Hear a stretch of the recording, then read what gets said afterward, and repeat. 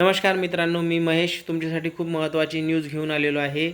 लाडली बहीण योजनेअंतर्गत ज्यांना 1500 रुपये अगोदर मिळत होते, म्हणजेच निराधार किंवा विधवा योजनेतून 1500 रुपये मिळत होते, त्यांनी जर हा फॉर्म भरलेला असेल आणि त्यांचा अप्रूव्ह झालेलं असेल, त्यानंतर त्यांच्या अकाउंटवर पैसे आले असेल, तर ते सरकार तुम्हाला नोटीस पाठवून परत घेऊ शकतात। PM किसानचेही असेच पैसे सरकारी नोकरीदारांच्यापासून घेतलेले आहे।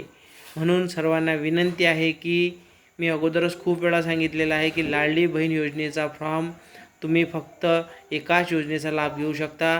निराधार किंवा विधवा किंवा इतर कोणत्या योजनेमार्फत जर तुम्हाला 1500 रुपये येत असेल, तर तुम्हाला ह्या योजनेचा लाभ घेता येणार नाही। तुम्हाला गव्हर्नमेंट स्वतः नोटीस पाठवून तुमच्या खात्यातून ती रक्कम वसूल करत आहे। मित्रांनो, हा व्हिडिओ जास्तीत जास्त शेअर करा, जेणेकरून तुमच्याकडून चुका होणार नाही आणि सर्वांना ह्या व्हिडिओत मदत होईल बघून। धन्यवाद।